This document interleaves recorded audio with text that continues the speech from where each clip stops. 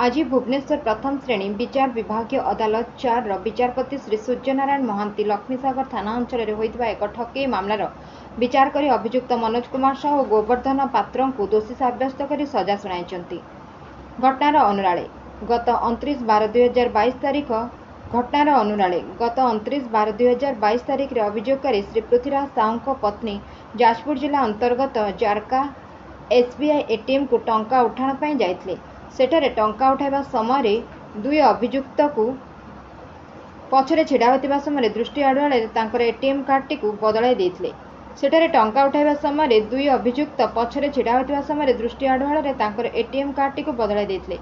परे 30/12/2022 1/1/2023 2/1/2023 तारीख में बिना कौनसी सूचना थाई नरोत्तम दास का अकाउंट को 1,20,000 टंका पठाई नहीं गंजाम जिला अंतर्गत शेरगढ़ थानार IIC निकटू 5/1/2022 तारीख सन्ध्यार अभियोगकारी फोन माध्यम जानवाक पाइथिले।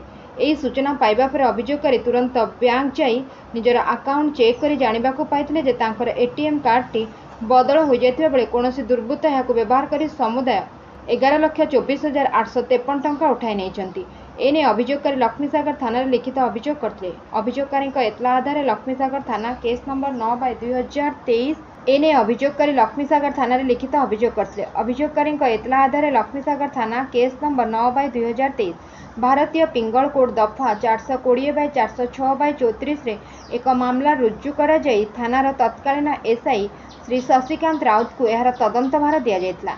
SI श्री राउत यही मामला को सठिक भाव तदंत करने सहित अभियुक्त मनोज कुमार साहू और गोवर्धन पात्र को काबू कर सक्षम हो पारथिले।